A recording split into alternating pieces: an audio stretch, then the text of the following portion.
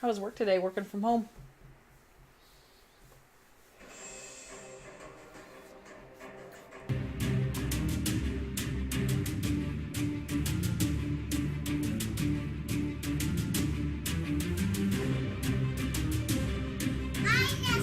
I'm Caitlin. I'm Rebecca. And I'm Hunter. This is the Family Showdown.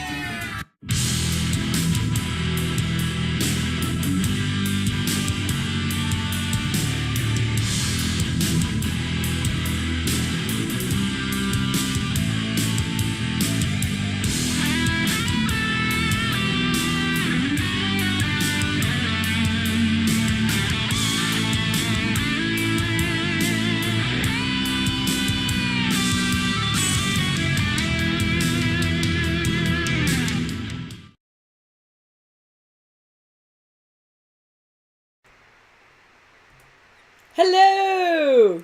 Who do I sound like? Hey guys, welcome to Family Showdown. How's it going this evening, peeps? We are back, ready to go. We got a crazy top 10 for you today. Top 10, what is it? Games with variable player powers. So what's that mean to you? Well, Oh no. well. Oh. So, when I decided on doing this list, I thought we'd have a few games that had this. Then I suddenly realized we have like A billion? 100 games that fit this category.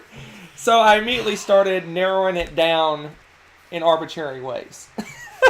Oh, I'm actually okay. I'm intrigued. So the first cut is I kind of narrowed it down to games I didn't like. Even though I thought it was amazing, the variable powers were amazing, and how they worked, and it really built the game, they had to be a game I enjoyed.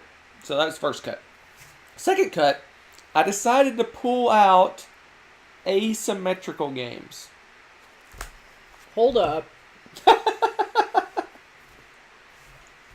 So they, oh, we're gonna have very different lists. I have a feeling. That's fine. I'm fine with that. This was my choice to do this. Okay. So my reasoning behind taking out asymmetrical powers, because when I think variable player powers, I think we're kind of going for the same goal, but we do it in different ways and with different abilities. Okay. Where asymmetrical games is you're trying to accomplish something completely different than I'm trying to accomplish, right? Okay. So that was just an arbitrary thing I did to narrow the list. Otherwise, there would be too many games on this list. True. So I took out asymmetrical games. Okay. It's games that are totally asymmetrical. Like you're doing something completely different than what I'm trying to do. Okay. That would be like. I think I have. Are you counting like anything with like a traitor kind of thing? Not necessarily. It's more so your goal is to destroy the village, and my goal is to protect the village. And the reason you have different powers is because you're monsters, and I'm a person. I'm a hero or something. Okay. Whereas when I think variable player powers is we're both trying to get the most victory points, but I am good at merchanting and you're good at negotiation. Okay. We just have different abilities, but we're doing the same thing. I think, for the most part, mine falls in line with that. All right, so that's You guys can decide. because my short list was like 50 games. I'm like, okay, I got to do something. Yeah, okay, I got I to do can totally something see to that, narrow yeah. this down. I can. And then it would totally see end up invariably being like my top 10 games, which I didn't want this list to end up being that. I definitely did not rank them by which game I like the most, but the ones that I felt the variable player powers had impacted the game, at least when I played, kind of thing. So, yeah. So, I mean, like, if I liked the game, obviously it's on my list. So I culled things that I haven't played a lot or I wasn't as interested in.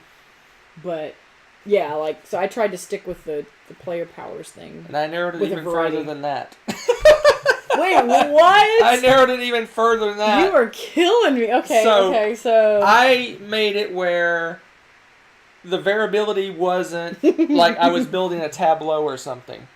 Like I acquire some cards, and now I'm different from you. Okay.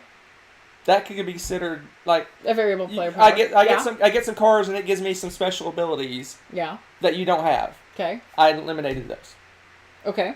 I basically narrowed it down to you start the game different with different abilities than everyone else. That's what I did. Right or wrong, that's how I made my list. I actually mostly line up with that. I start the game different than you do. Yeah, I have a different ability or different abilities. mm-hmm. Now I may acquire other abilities as the game goes along that are different from you, but I start off different. Yeah. I'm looking to see. So that got me down. That got me down to about 20 games, and then I went from there. Because there were curious. just so many games that we have. I was really shocked how many games we have that fall into that category. Yeah, I'm very curious to Uh-oh. see what Videos are jumping. All right. Already? What? Yeah. Boo! I tried something different, and apparently it's not working. So, we'll be right back. What? What? We'll be right back. What just happened? Were animals in your top 10 list today? Okay, we should be back, and hopefully that fixed it. Ah! It's pausing. They're saying bye. Hopefully we're back and we're running good. You scared off Hunter Tommy. I tried something different to kind of make it more high res, but apparently it's not going to work. So, hopefully we're back and you're hearing us and everything's good and we're not skipping anymore. Alright, We'll have to so, skip. anything else you want to qualify I'm this? scared now. Because I went from like 100 games to 50 games to 20 games by putting qualifiers on my list. I guess I, like, subconsciously qualified them. So, yeah. Okay. So, again, if this is your first top 10 watching this year, I go first. It's crazy! So, my number 10. Again, It's crazy. Again, after all much to do, variable player powers.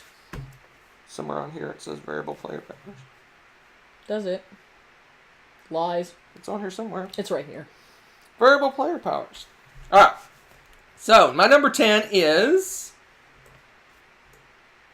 What is it? What is it? Tell us. Merchants and Marauders. On my short list. And the reason it's variable because when you start the game, you immediately get a captain that has a special ability, and you can choose to be a pirate or a merchant ship. So right off the bat, not only are you potentially having different ships than everyone else, you're going to have a captain that has a special ability. I forgot about the exact starting thing. That's the only reason it's not on my top 10, to be honest, because I was like, I don't remember how different it was. But it can be, yeah. And as time goes on, this is one of those games where you're going to be getting upgrading your ship and getting special powers for your ship, and you're going to become more and more different. But that's not the reason I put it on the list. I put it on because right off the bat, you have a captain with a special ability, and some people are going to pick sloops, which are quick little piratey ships, and some people are going to pick, what's the other one? It's not a frigate. What is it called? The big one's the frigate. No, it's the... Dinghy. I don't know, the merchant ship. The one's fast and maneuverable for attacking people, and the other one's slower and less maneuverable, but it carries more goods. So, there you go. Merchants and Marauders, amazing, by far my favorite pirate game. Oh theme my game. goodness, yes. It's a little longish when you get up to 4 players, but it's really fun. It's kind of worth it, though, just because of all the shenanigans that you can pull in this game. I think one of my favorite plays is when you decided you were a pirate and you, like, hated the world because you had every country put a bounty on you, and you literally could sail, like, nowhere but your home port. It was amazing. Yeah, but I just drove around and killed merchant ships and you the robbed whole people time. blind, and it was hysterical. And then we had this, like, roving hurricane that we had to, like, dodge. That was exciting, and the expansion with this is really good. So if you like this game, you might want to look into the expansion, because that is probably one of the best expansions to a game ever. Seas of Glory, man. 'Tis glorious. All right, Tis there you go. glorious. Merchants and Marauders. That's a good one. My number 10. I tried to pick a variety of games. I don't know if I mentioned that before, for variable player powers. And this one to me is like what I think of as like an oldie but a goodie, and that is Colt Express. I love this game. You've got like a hidden programming movement, but you're using cards for this, and everyone starts with their character, and every character has a special ability. You've got the Django dude that when he shoots his gun, it actually blasts the person that it hits like a train car over, like that knocks them back. You've got one of the chicas in the game. When usually you have to do 2 moves. You have to punch somebody, they drop their loot, and then in the next move you can pick it up. And as soon as she punches you, she actually picks it up automatically. You know, everybody's got a special ability that they can do. And it changes up the game. You got to remember who's doing what, where, and it's just, I love this game. And I love the fact that some of the cards you're putting down, everyone gets to see, except for the ghost player. There's a ghost player that everything he can do is hidden.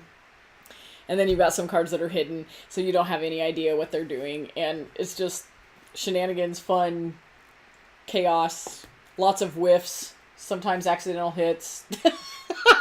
It's a good game. A lot of fun. I love the fact, too, that it's a nice little 3D board. Your board's a train. And once you put it together, the box is set up such that you can just put it back in the box fully intact. You don't have to ever build that train again, and I love that. And it's cute. Yep, that's a good one. It made my short list. It just didn't. It got kind of pushed off the list because it's not one of my faves. I like this one. I like the program movement. And just for all you people in chat, it's a sloop and a flute. A flute and a sloop. Sloop the flute. I don't know why that came in my head, so that's good. My number 9 is... All right. What's my number 9? I don't know. What is my your number 9? Oh, my is goodness. Terraforming Mars. No one's surprised by this. Although I am a little shocked that it's this low. Well, the only reason it's this low is... I don't know. Well, I can tell you why. Is it that huge of a player variant, really? I think if you play... Now, again, I'm assuming you're playing the advanced game where you're using the corporation cards. Which gives each person a different starting resources and starting abilities and things like that. Yeah. I think some of them are pretty drastic because, like the last time we played, I got the plant corporation, and I focused in on plants, and I did really well. And that kind of drove how I played the entire game, right? You're looking over the chat, talking about poop decks and stuff. Oh, geez. No, I didn't see that. Poop decks? Yes. So, Terraforming Mars, if you play the... I don't know if it's even an advanced variant, the non-basic variant. You get a corporation card that tells you everything you start with, and it gives you a superpower, and you're better at something than everyone else. And not only does it give you direction in the game, I don't think you can just go, I'm not going to use that and do very well, because I think it's pretty important to how you play the game. That's true. I mean, you could ignore it, but you're putting yourself at a pretty big disadvantage if you don't utilize your power. That's so true. Yeah, it stifles your abilities. And see, this is one of the ones where you're going to become more and more different as time goes by, but I consider that playing the game and not really a variable player power, because you're going to build an engine that's going to give you special abilities and combos and things like that. And I don't consider that variable player powers. That's the game. That's how the game works. It's part of the game. So, if you took away the corporation card, this wouldn't have made my list. Hey, you want a random fun fact? What's the fun fact? Everybody's talking about poop decks from before. Yes. I think I figured out where the origin of that came from. Because the Latin word for the deck of a ship is pupa. P-U-P-A. Pupa. Sounds like poop deck.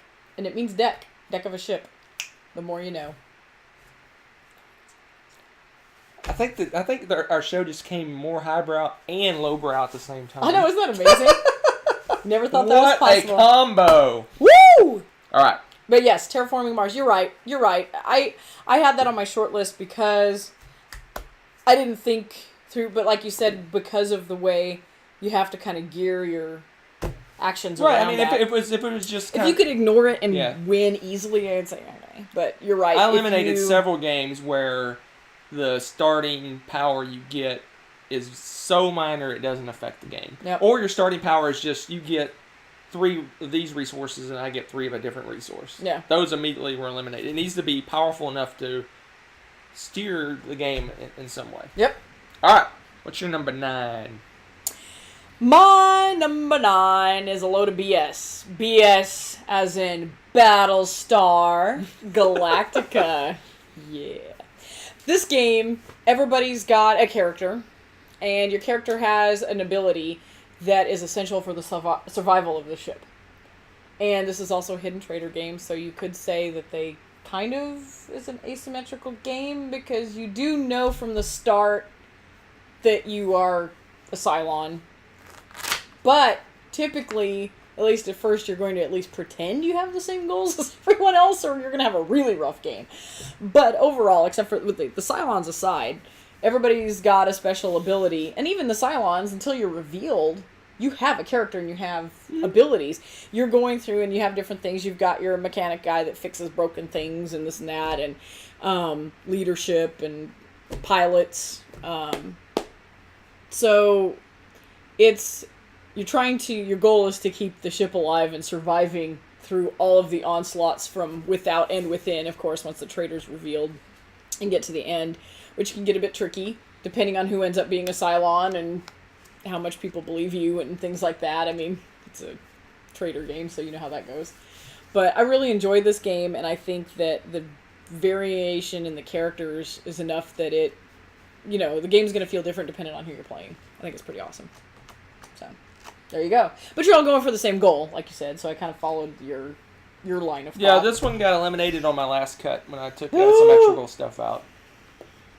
Because even though you're playing the same game, if you're the trader, you're definitely not playing the same game. That's true. And they kid, she expanded on it. She said it's from the French for stern, le poupe.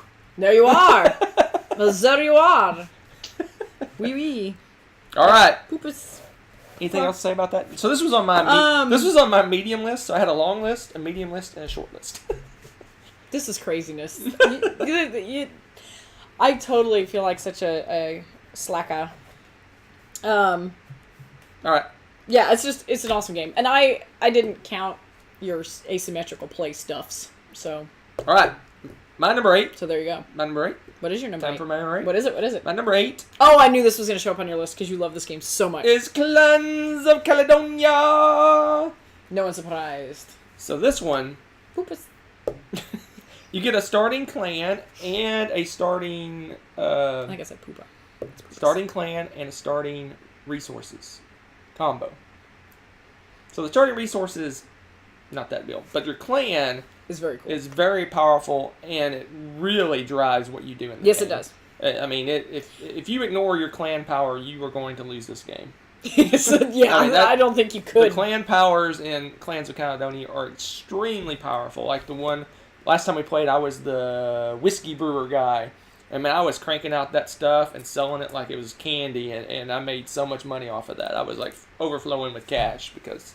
yeah, that was a bit ridiculous. Because what they do is most of the time when you play the game, you can turn wheat into whiskey if you have a brewery, and you have to do that with this clan I was playing. But also they can age it, and so basically when you create a whiskey, you can put it on this aging track they have, and to every turn it ages a little bit.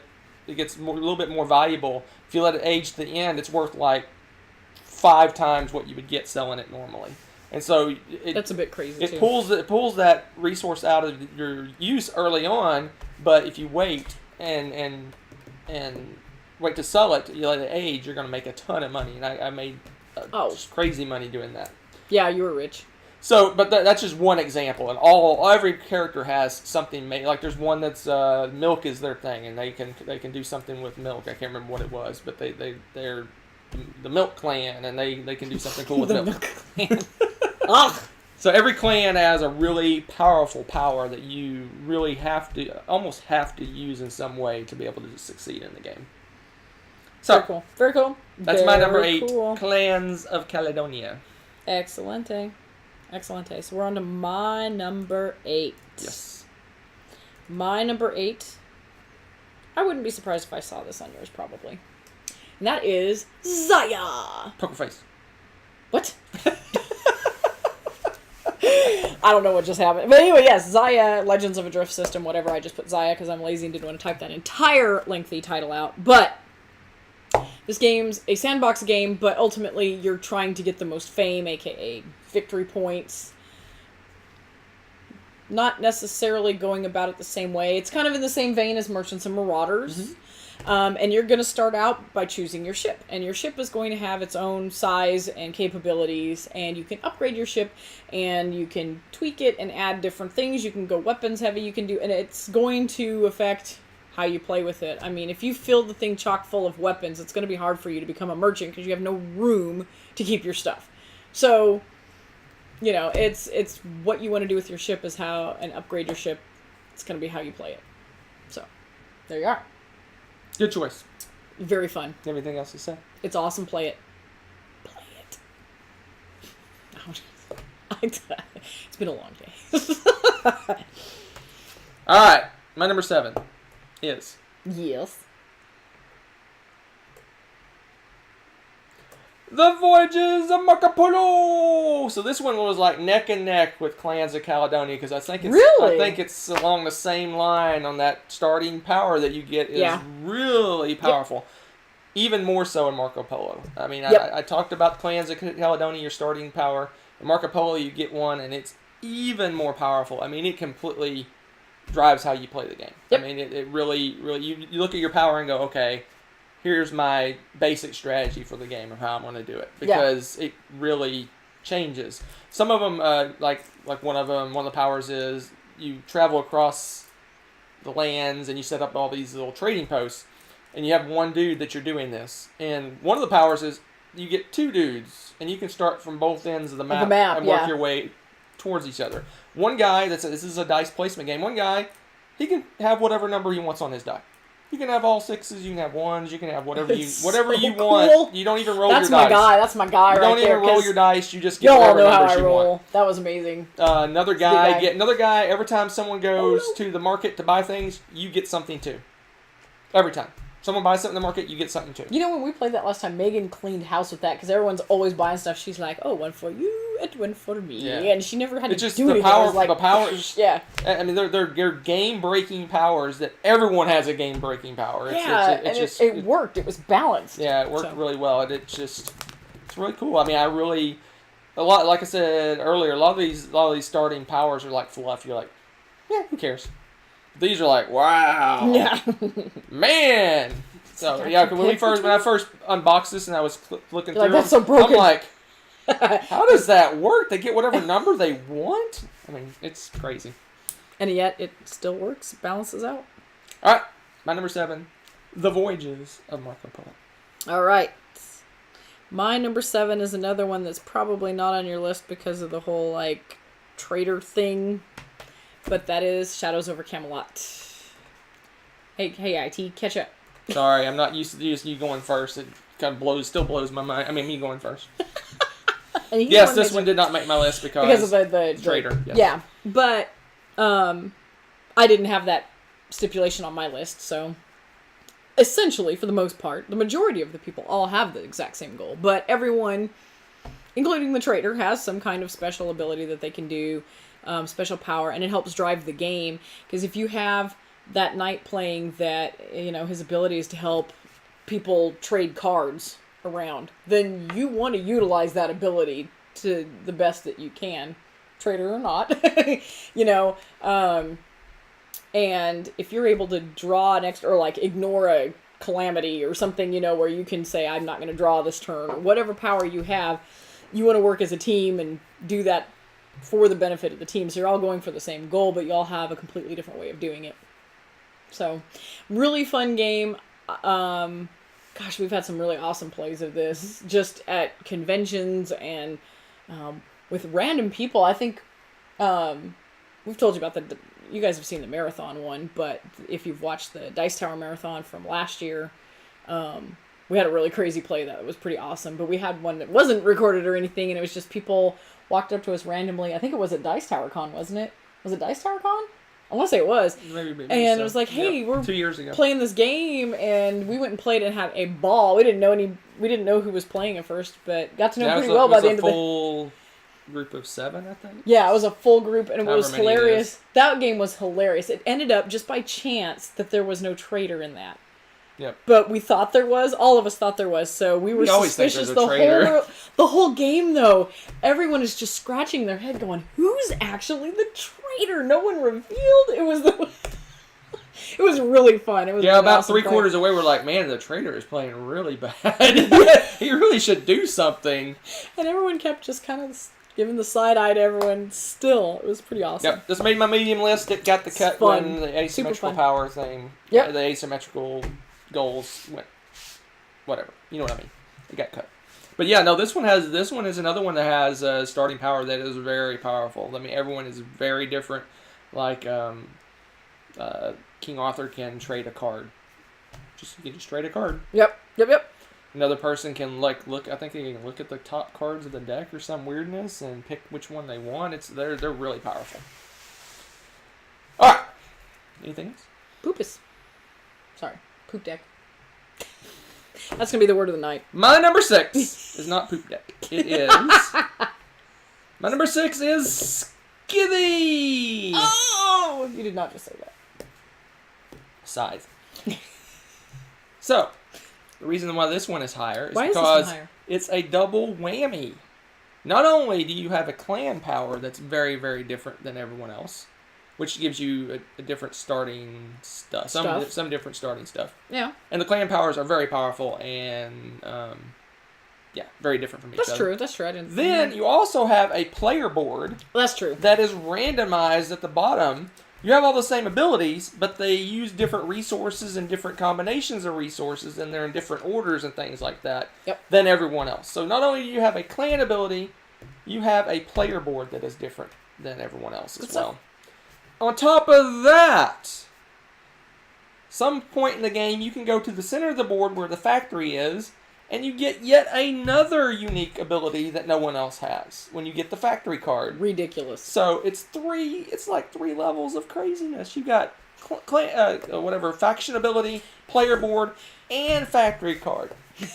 Crazy. There's all levels of crazy up in here. Crazy. So this is a trifecta Of craziness? of powers. Oh. It's a triple whammy of powers. And it's just an awesome game. And it's one of my all-time favorite games. No way. That is why Spoilers. it is number 6. I'm just kidding. You should have already seen his top 100. And if you haven't, go watch it after this. After this, all of it. Just binge The whole thing. Binge watch it. the whole thing. Binge. It's only probably 3.5 hours, 4 hours. It's like watching Easy. it's like watching Easy. the extended version of Lord of the Rings or something. Just Easy. pick one of the 3. Easy. There you go. All right, what's your number 6? My number 6 is Cosmic Encounter. Because Hold the phone. why? I put the wrong one in.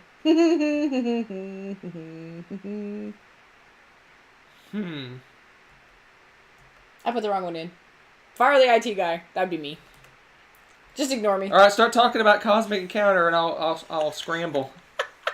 Talk really slowly. I just like to make you like. Cosmic. I just like to make you squirm. I guess I'll just be like, last minute changes.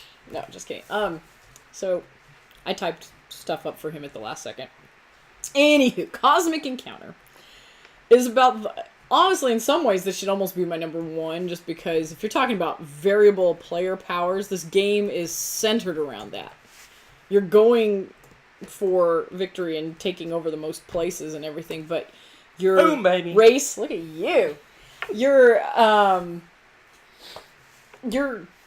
abilities and stuff drive what you do, and that's the heart of it right there. And after that, it's up to you, like how you wheel and deal with everybody based off of that ability. So, I mean, it probably should be ranked higher, but this is not one of those where I'm like, I don't know. I'd want to play this game more. Negotiating games are not like my favorite thing. It's not a go-to game. Like, when we have a really fun group, I enjoy playing it, but it's not one of those where I'd say, oh, let's go play that, if that makes any sense. So I'm like, I'm lukewarm to them. But I think as far as variable player powers, it should be super high up on the list, because that's the heart of this game. Yeah, I strongly consider this one. We just haven't got it to the table enough. I want to play it a little bit more, because I don't know if I love it or just like it. Mm-hmm. I really don't know yet. So. Yeah, and I can tell you I like it. I don't love it, but that's not the style of game that I go for. But if you like the wheeling and dealing and negotiating aspect of it. The way the card play works, I find kind of amusing, you know, because you have a limited number of times that you can pass, and eventually you're going to be forced to do something you really didn't want to do. So how do you talk to everybody and tell them you really didn't mean to do that? You know, that part I find kind of amusing. But there you have it, Cosmic Encounter. Oh, the ultimate. it's a good one. I mean, powers. like I said, I just need to play it more before I decide on it. I really just don't know where that one lands on how much I like it. So. Yep. All right, so we're number 5, right? My number 5 is Ooh, good pick. Star Trek Ascendancy. So this one is somewhat asymmetrical, Somewhat but you're all doing the same thing. You have the same taking goal. over the universe. You're trying to get a certain number of ascendancy. I was like, points. please tell me you remember the term. It's right in front of me. Ascendancy. Okay. So you're trying to Someone put up a get, but you can go about it in several different ways. No, you can't. Basically, you have to basically purchase ascendancy points with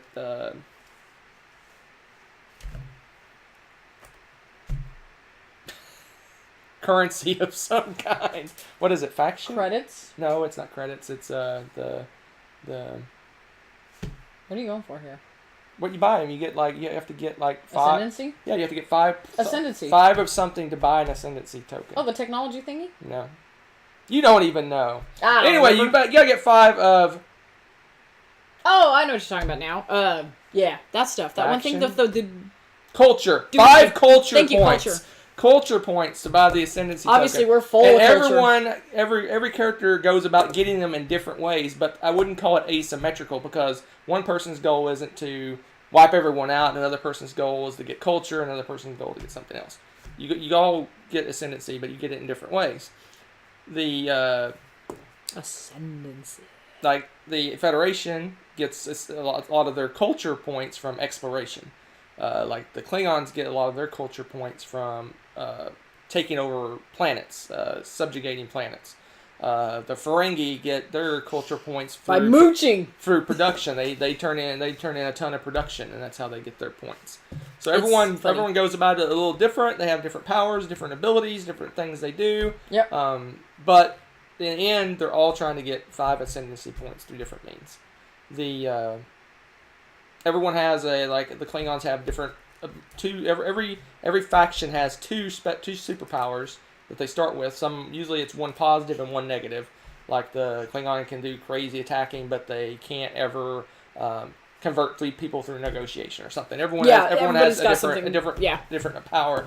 And on top of that, you have a technology tree that is completely different than the other players. So you have That's cool. Yeah, your technology. I like that. Your technology tree is completely different. Like Klingons focus in on weapons and attacking, where the Federation might focus in on negotiation and shields and exploration and things like that. So it's multiple levels of different abilities. This one's really close to being asymmetrical. Very close. You probably could call it asymmetrical, but I really think of asymmetrical as the End goal. End goal is completely different. But the end goal is exactly the same in this. So there you go. That's it. What can you say? Except live long and prosper. This one is very close to being asymmetrical. I would call it asymmetrical, but it made my list anyway. I broke my own rules. Are we surprised? What's your number 5? Does it have Did you actually get it right this time? Hush! It should be. If it's not, I'm going to cry. Okay, no, it's good. All right. My number 5 is Arcadia Quest. Obviously, how you play this game, you could almost throw any kind of dungeon crawly thing, depending. I don't know. I haven't played very many lately. This is the only one. Almost every dungeon crawl would fit. But a dungeon crawl would probably fit. Almost in here. any cooperative game almost would fit. Yeah, that's why I didn't try to lump a whole bunch. I tried to pick a variety because, you're going to pick a ranger or a wizard, and you're going to play those two characters hopefully differently than if you have the warrior, and, hopefully you'll play them differently. And because they each have, those characters have special abilities and stuff too, typically, or how you equip the items, you want to be able to use that, right? So, this game's great because you pick your characters that you want to use. They've got abilities on their character cards, and then you probably want to match up some weapons and stuff that give them the extra oomph so they're a little more successful, especially if you're like me and you're a little scared to rely on the dice rolling and that kind of stuff. You want some things to kind of bump that, right? So, love this game. It's fun. Dungeon crawl. Plays like a video game. Arcadia Quest. It's a good choice. Blasty Blast. Good choice. Variable player powers. And the goal was the same, and it's to kill you. Kill the other guy, because you get points for that, and then kill the monsters and accomplish the mission. Yeah, you have 3 quests, and in a 2-player game, you have to accomplish 2 of them. In more players, I think you have to accomplish 3 quests, because there's more players to kill. So there you go. So there you go. That's the new. Is that it? That's the new quote. I'm just gonna To say talk that as about- our ender. So there you go. So there you go. But that's it. I like Arcadia Quest. I like the video game feel, and I think that's why I like it more. And I think it's stuck better as a dungeon crawl for us because you can do the campaign, but if we have to put it on hold for a while, it's not going to be like, oh my gosh, we have to start over because I don't remember anything. You know, they're episodic. Just throw everything in a bag and Yeah, fill out and- your little campaign sheet, and you're good to go. And you're good to go, and I love that. That's a good one. It's a good one. All right, what do you have? My number 4 is. This would almost count as any Pandemic game, but I chose Pandemic Legacy. Interesting. What's that? And really, That's a good pick. you can That's a good lump every co-op there is into this category, this number almost. This is probably my favorite. No, it's not probably. It's my favorite cooperative game. It's my favorite Pandemic game. I haven't played Season 2. We haven't played Season 2 yet. So, everyone has completely different abilities. They have completely different everything. They're one person is playing the game completely different than the other person's playing it. One person's clearing out viruses. Another person is transporting people all over the board. Another person is good at exchanging cards. It's just everyone has a completely different ability, and you really have to focus in on what your ability is in order to succeed. Because everyone has general abilities that everyone can do, but if you're not utilizing your main abilities, you're going to fail. The viruses will eat you. So my favorite cooperative game, my favorite Pandemic game, obviously, Pandemic Legacy Season 1. What? Oh. Hopefully soon it'll be overtaken by the Still in Shrink It's so shiny because it's still in the shrink. How sad. Season 2. All right. There you go. So this is every cooperative game in existence. Number 4. I like how you lump that all together. way to distinguish there. All right, my number 4 has been mentioned before. Your number 4 has been mentioned. You cheated. You already looked. No, I haven't looked. He's pretending to be thoughtful. He really knows. Or does he? Terraforming Mars. Nope. Uh, You get one more guess. Marco Polo. All right. My number 4 is Star Trek Ascendancy. What? Why are you snorting? Why are you snorting? I would never have guessed that. Why? I don't know. It's a Star Trek game, and you nonsense. Anyways, what he said, and then some. Done. Hey, you have anything to add? It's awesome. Additionally, Not really. what's your favorite faction? You've seen them all played now. I've seen them all played. I would want to play. I don't know. Federation's just kind of how I typically play. That style suits me well.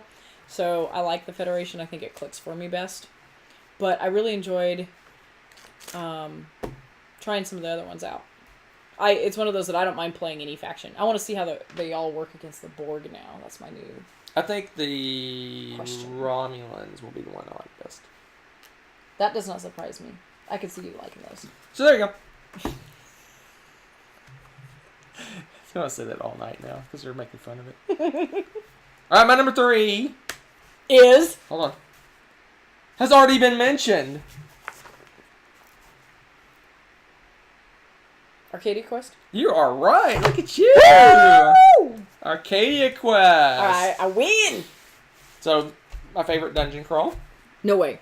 I would sit down right now and start another campaign of this because it was so much fun. It was. Just like she said, you have 3 characters, all completely different. You have tons of items. Not all completely different because there's several copies of each item, but you're going to start out with 3 characters that are completely different and different powers than everyone else. Every character is very unique, and you definitely have to play to their strengths. Some people are good, very defensive, so you want them to be the one hit by the monsters. There's some that are really good at attacking. There's some that need to stand back and attack from a distance. Sometimes you don't use them as such and have dire results, but it's Yes. entertaining anyway. You can acquire items and things along the way, but I don't consider that really the variable player powers. That's more playing the game. Yeah. But very unique characters, very unique abilities. Some of them are very funny. Their name kind of coincides with what their ability is. They have. Like Legolas. Oh wait, that wasn't really his name. It was Greenleaf or Yeah, something I was like that. Greenleaf, and I'm like, that's Legolas. I don't care. I just really enjoy it. It's just it's my kind of dungeon crawl because if your guy dies, okay. I mean, Bing! it's no big Reset. deal.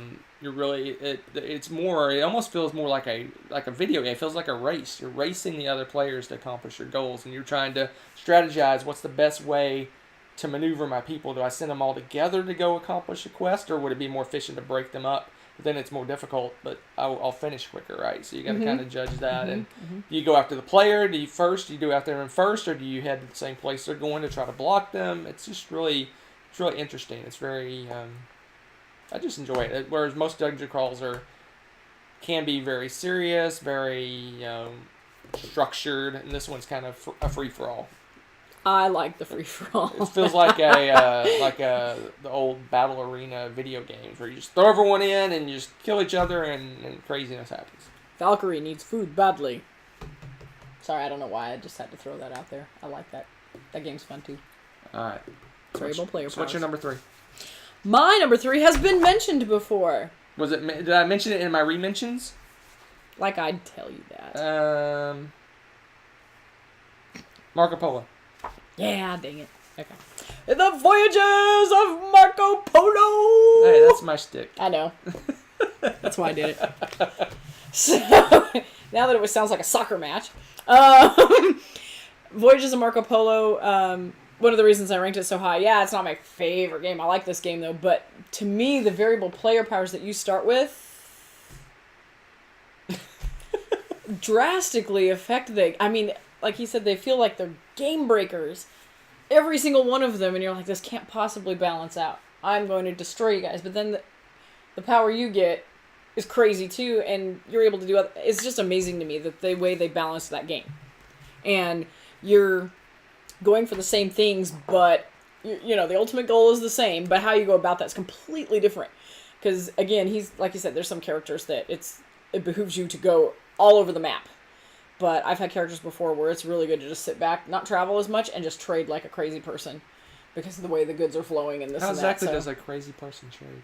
like, yeah, kind of like that, constantly, crazy noises and all.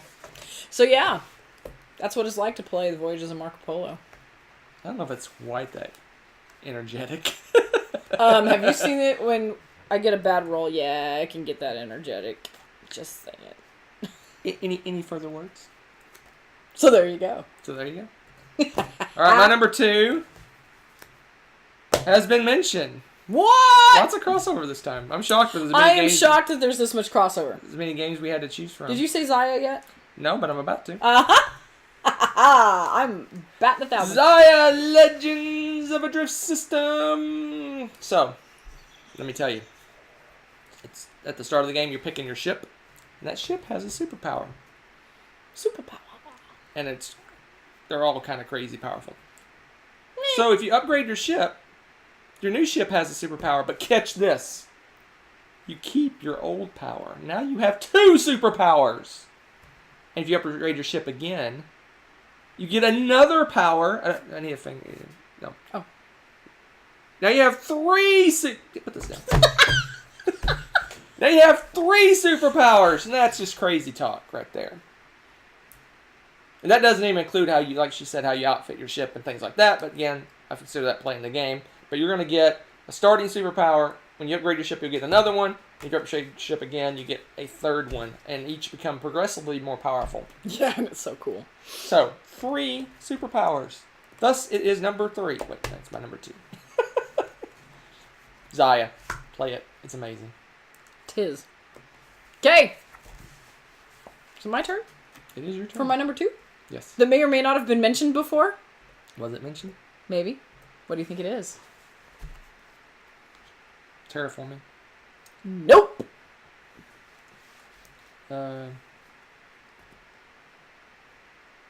Pandemic? There you go. You didn't even have it up yet. Come on now. Get this ready. Well, if I'm guessing, People gotta know. If I'm guessing, People have to know. Except I just put Genericus Pandemicus on the screen. Because, like you said, same kind of thing. This is the first one that started Oops. it all. Your text didn't come across. Wow. Way to go. Yeah.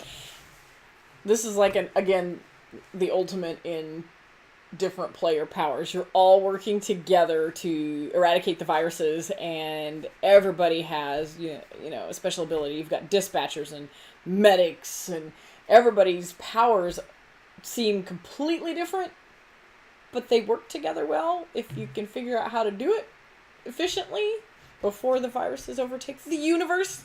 Okay, maybe not quite that drastic. The world. Is that not drastic enough? You help save the day with your uniqueness. Okay. I can't argue. It's a good See? choice. But like See? I said, I think See? you can lump almost any co-op game into this group. No, not necessarily. It's somewhat rare for a co-op to have 4 identical people doing exactly the same thing. It's pretty rare. Yeah, well. Pretty rare. I'll think about Pretty rare. this. Outfox. Leave down in the comments a co-op game where you have exactly the same powers. I just said Outfoxed. It's a kid's game. That didn't count. Well, that was the one that came to mind first. Okay. There's more. I know there's more. I just gotta think about it because we have you like poo-poo the poopus the trader games, and that's all I can think of right now because you already know I have issues with co-op and But trader. even most of the trader games has not everyone the same. Just saying. All right. So what's my number 1? TI3. Man, you're on like Donkey Kong. How'd you know that? I am magical. I am on fire. got- I had caffeine after 6 p.m., which was really a bad idea. My number 1 is Twilight Imperium 3rd edition. 4th edition soon. You know what I think about this? What? I think it's so cool, as a matter of fact, that it also is my numero uno. A double crossover at number 1. Crazy! This is almost sad in a way, though, because you're like, I had 50 different games, and we, like, crossed over half of them. Very odd. Great minds think alike. There's truth. There's truth. So, why did you pick TI3? And then I'll explain why I picked TI3. Well, because I couldn't pick TI4 yet.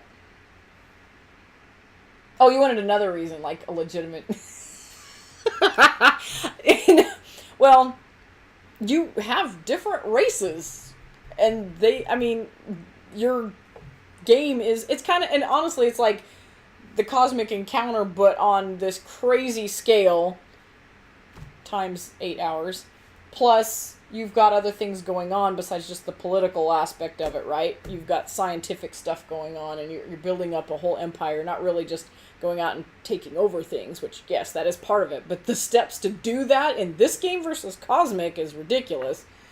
And everybody's powers, again, are very specialized. You've got some that, okay, the end goal of the game is ultimately the same. So that should fit your criteria there. Yes. But the paths to victory are many and varied. And you could focus on conquest only. You might hurt in other ways because you're going to suffer politically, you're going to get dings from stuff like that, or you're going to be behind scientifically, which might end up eventually hurting your military because of your tech. And I mean, there's a little balance going on that you have to keep track of, and you need to keep track of what everyone else is doing too. But everyone's got their specialties and their specializations, so you want to take those to account first and do the things that you're good at. and negotiate for the other stuff. So this game amazes me, and it never ceases to amaze me because I never thought I would see a game that took that stinking long to play that actually keeps you engaged the entire time. I was plugged into that game the whole time. There was never a time where I'm like, I'm going to take a lunch break while Hunter does his turn. Because if I did something that crazy, I guarantee that there was a reaction that I could have done to his moves that I missed. Plus the fact that he probably would do something sneaky because my back was turned. And then I'm going to miss a key play. I mean, there's just too much. You can't skip somebody's turn. There's always something you can do in response to it. So, love it. Love it. Love it. Dead time is like almost nil in that game. Really. Combat's about the only time. Yeah. So, That's a good time to take a here's break. why I picked it. Oh, jeez. So, you have a race which has racial powers. Mm-hmm. And racial abilities. You have starting planets that are different than everyone else. You have starting ships that are different from everyone else. You have starting tech that's different from everyone else. You have the cost, even the cost to buy your ships and troops is different from everyone else. Everything is different. Everything is different than everyone else. That's why it's number one. Yeah, Racial abilities, starting equipment, or starting ships and troops. All of it, yeah. Starting tech. Your cost to buy goods. No, I your didn't think of planet, that, your yeah. the planets you start with, the resources you're getting are different. Everything is It's completely different. so But cool. you're all going for exactly the same goals, mostly. Because you do have a little hidden goals that you can get as well. So I guess it's little tiny asymmetrical. I wouldn't really consider that asymmetrical. No, because it's like a side thing, right? It's a side thing. So, okay, I want to know some of your short list. All right. Because, okay, like, one that didn't make my cut that I thought was different was I was thinking about Stockpile. Those on my short list. Okay. Because, that game, It's only if you play with the advanced thing, you have characters and everybody has a special ability. And some of those kind of feel almost game breakish to me, too. Yep. That's a term. Game breakish. It was on my very, very short list. It made the last cut to get to 10. It fell off. Yep. Okay. So, anyway, what's some of yours? Altiplano.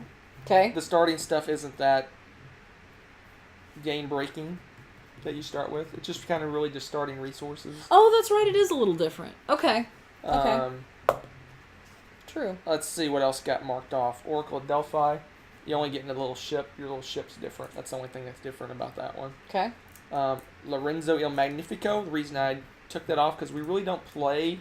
We don't really play with the leaders, and we don't always play with the leaders. We don't always play with your little. Basically, when you fire off your production and your harvesting, there's a kind of a base thing you get every time. You can flip that over, and it's different from everyone else. We don't always play with that either. Oh, So yeah. all the Lorenzo stuff we don't always play with. That's true. The variability stuff. So that's the reason why I didn't make the list. What else? And then 2 got they eliminated for the asymmetrical. Fleet captains was close. I almost considered fleet captains because they have basically the same try to get victory points. But you're playing a completely different game. That's true. Than the other players. That's true. You're playing fleet captains. I can see that. And War of the Ring, everyone's talking about. Oh, well, War of the Ring. No, your goal is not the same.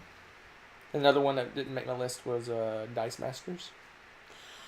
But it's not. But it's not really. About that. The only way that's asymmetrical is if you play where A lot of times we play with the community cards, but you can actually play where these are my cards and those are your we've cards. done that before too. Right, We've done that too. So. Okay, Dice Masters has kind of trickled down my list anyway. So that's some of the ones that are on my short list.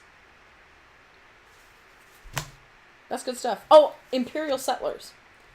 I put Someone that one. mentioned that in the chat. I mentioned that one, but then I got to thinking, I'm like, I don't know. To me, especially compared to some of these others, I didn't feel like those were a game-breaking, like, alternative power. It's like, I get a tomato, you get 2 tomatoes. I thought they had like a special ability.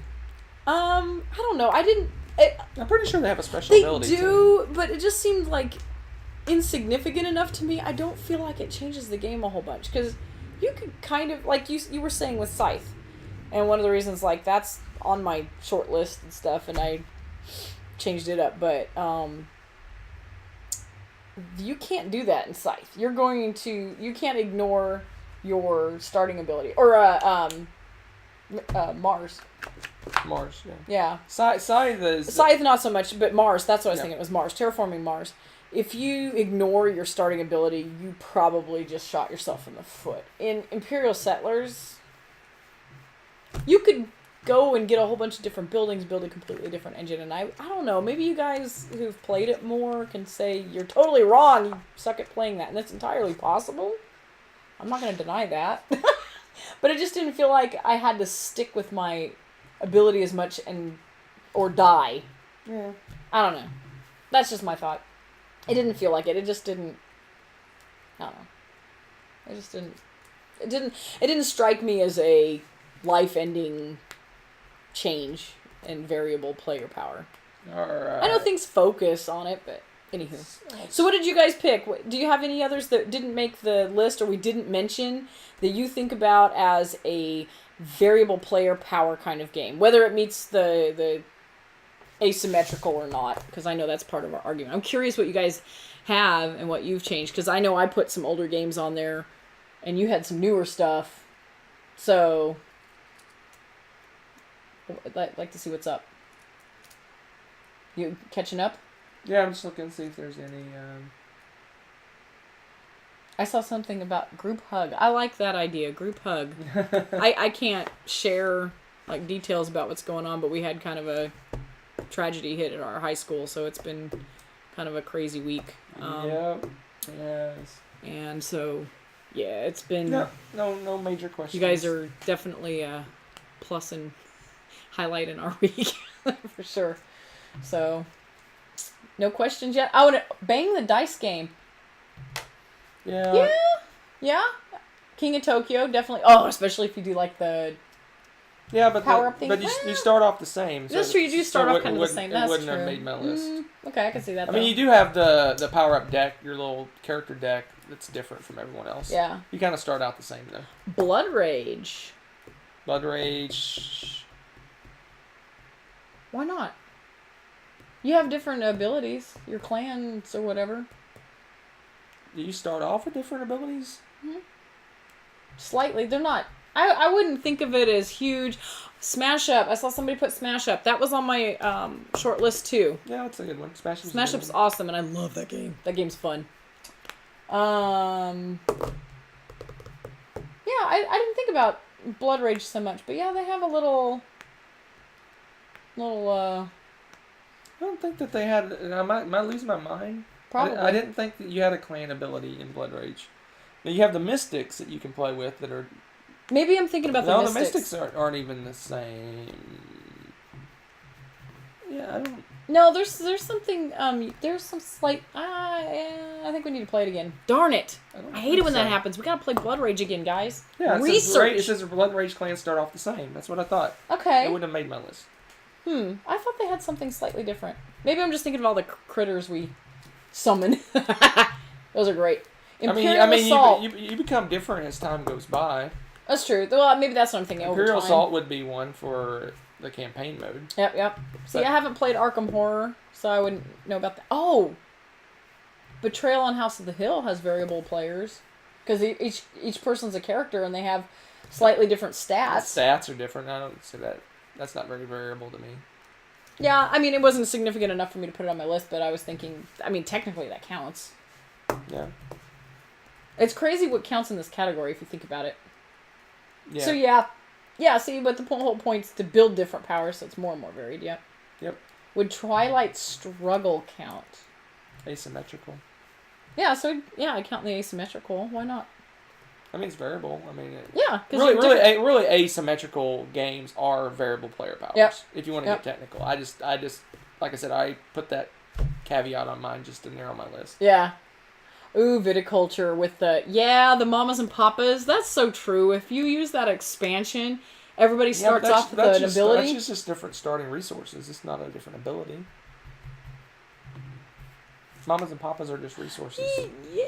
Yeah. But you also have the little, like... Oh, that's true. That's a separate expansion with it, where you have the specialized meeples. But if you everyone, play with- everyone gets the same specialized meeples, it's whether you buy them or not. Yeah, that's true. Yeah. Yeah. Sorry on that one, Turtle. All right. What's the... Oh, entry on the Battlestar Galactica. Gloomhaven. Yeah, see the dungeon crawl thing? I think Totally. any dungeon crawl is going to qualify. Cool, but you lie about them. So true. That's true. You totally do. The do entire start- game is variable. The entire game, it's all about It's variable everything. I am the captain. That's good stuff. Yep. Yeah, Village, the expansion does add something. Oh, yeah, that's true. All right. Good stuff, guys. Yeah. Let's wrap up. You wanna do a advertisement? Oh, yes. In fact, part of the reason I had a bunch of caffeine tonight is because we're going to film another installment of my Top 100, and we are going to be posting that on Thursday, so all you crazy peeps can come check out my crazy list. And what are we doing? We're doing 70s? 80 to 71. There you go. We're going to be doing the 70s this time. And I need to go and peek at that. I guarantee there's going to be surprises in there because I'll be surprised. No, it's gonna be. Well, you did pretty make fun. the list like a month ago. I did, and I have not peeked at it before. We're gonna go film it, so I'll be surprised along with Hunter. Yeah, I'm looking forward to this. In fact, I'm gonna cheat right now, since you guys just get a gold star for hanging out with us, and I'm gonna look. I have.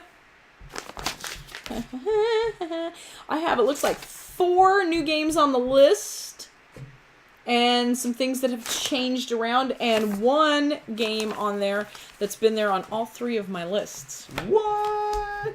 Yes. Well, there you go. So, congratulations, you guys got some spoilers. All right. Or a cheat. Exit us. Bye. Have a good night, all. Take care of yourselves. Hugs from Texas. See you soon. As I find my cursor. So there you go.